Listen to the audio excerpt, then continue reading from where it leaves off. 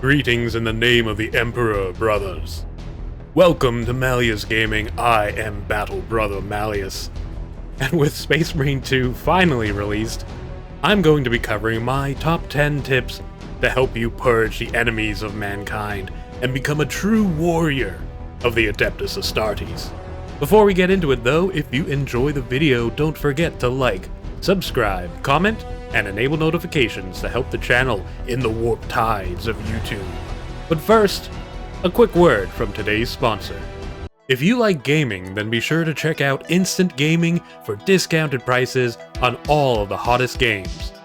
Instant Gaming is one of the best ways to save money on gaming, as they have a huge array of games available for sale straight from the developers and publishers at absolutely fantastic rates. Journey through the 9 realms of Norse mythology and continue the epic tale of Kratos and Atreus in God of War Ragnarok for PC at 23% off.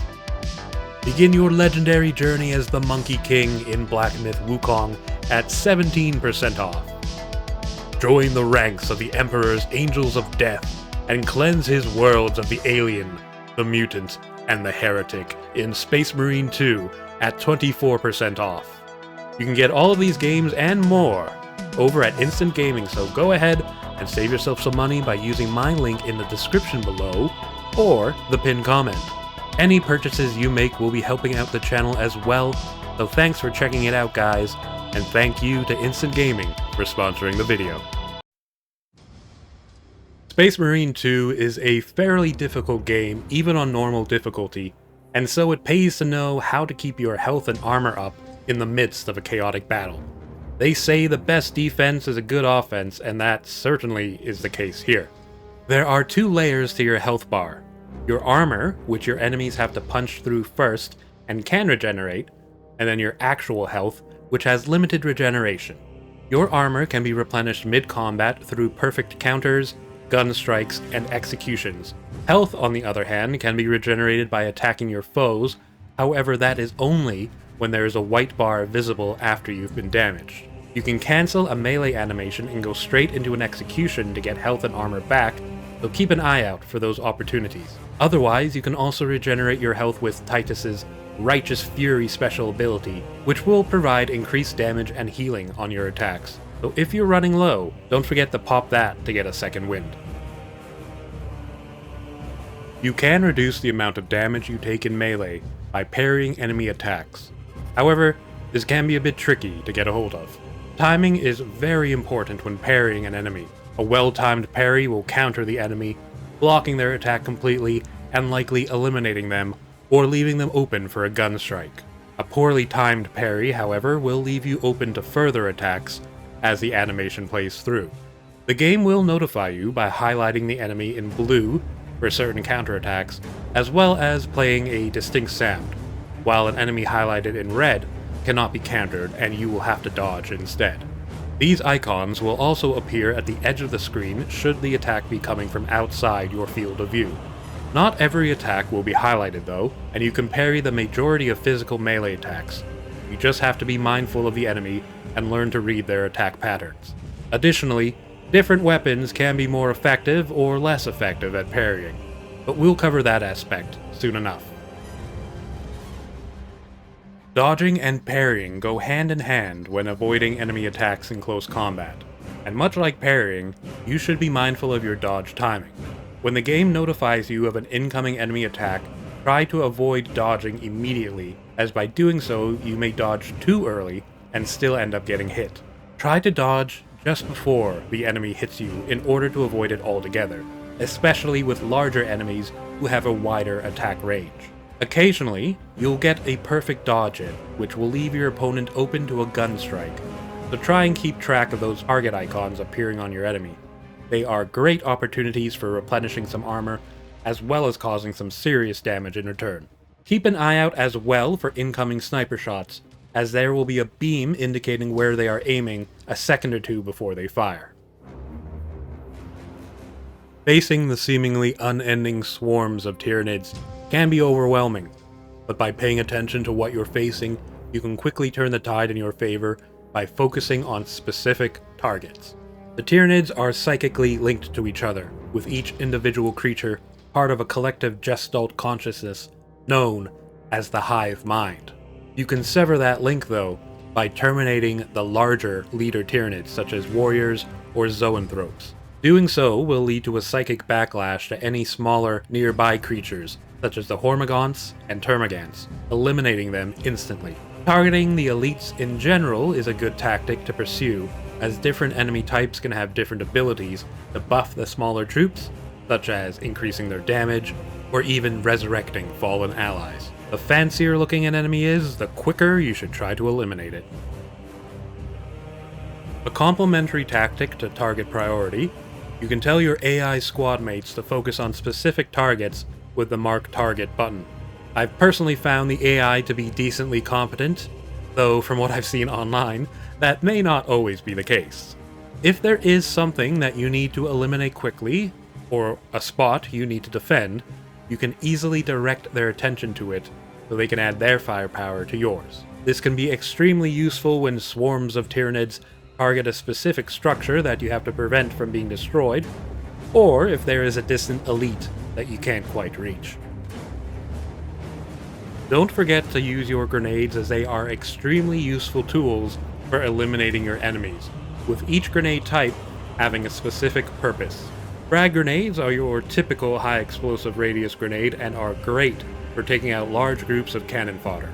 Crack grenades have high damage, but a small explosive radius, and are best used against larger targets such as Tyranid warriors or Carnifexes. They can stick to their targets and have a little bit of homing, so your aim doesn't have to be perfect. Shock grenades are similar to frags, but also have an area denial trait, unleashing a large electrical blast which will shock your enemies and stop them from moving. Lastly, melt-a-bombs can be a bit trickier to use, acting more like a deployable mine, but they do absolutely massive damage. The key is that you drop them on the floor at your location and then manually activate the explosion, hopefully after moving back a safe distance. If you know an enemy will be appearing at a certain spot, then you can set up quite the explosive surprise for them.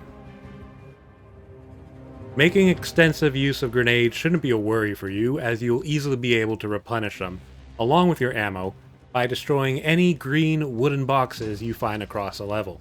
You can break these boxes by shooting them, hitting them with your melee weapon, or by just rolling into them. Not only do they have a very high chance of dropping grenades or ammo, but they can potentially drop Medicae stims or extra armor in operations. Suffer not the box to live. This also goes hand in hand with the previous tip on looting, but be sure to explore the map thoroughly before advancing to the next section.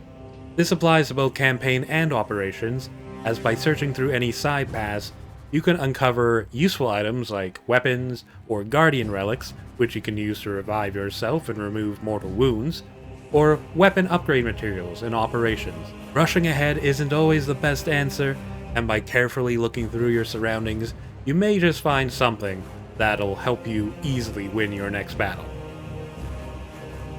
You can view your weapon's stats at the armory, and it'll include useful information such as damage, attack speed, ammo count, penetration value, and parry timings. Most of these traits are pretty self-explanatory, but there are a couple of things I want to touch on.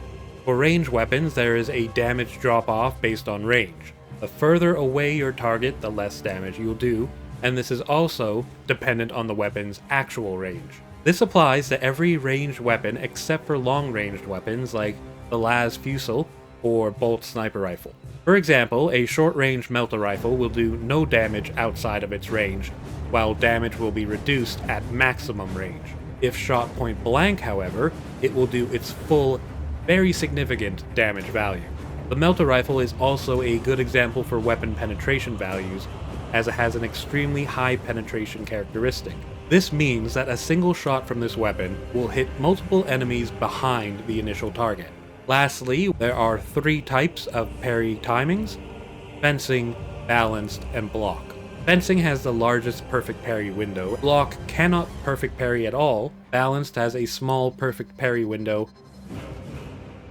Each melee weapon has a unique string of attack combos, letting you string together light and heavy attacks to devastate your enemies. Constantly spamming light attacks will lead to problems, as larger enemies can block them, leaving you vulnerable to counterattacks. Instead, what you should do is punctuate a series of light attacks with a heavy attack, which can do area of effect damage to clear hordes, as well as break an enemy's guard.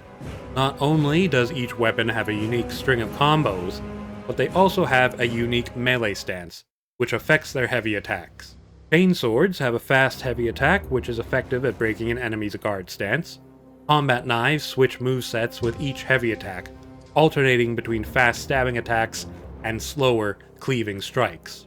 Power swords switch movesets by holding the melee button, switching between fast thrusting attacks and slower, sweeping attacks that can cover a wide area.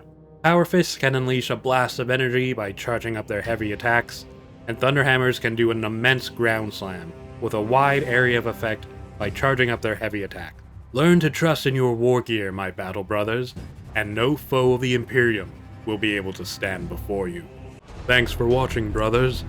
I hope this proves useful for you in your battles to come, and that you'll be able to cleanse the Emperor's worlds of Xenos filth. I found Space Marine 2 to be a surprisingly difficult game, but incredibly enjoyable, with the combat being extremely fun and rewarding. Let me know what you think of it so far, guys, or if you have any tips of your own. I can't wait to cover more of this game, and if you'd also like to see more, don't forget to like, subscribe, comment, and enable notifications to help out the channel. A special thanks, once again, to Instant Gaming for sponsoring this video. I hope you have a great day, brothers, and I'll see you in the next one. Bye!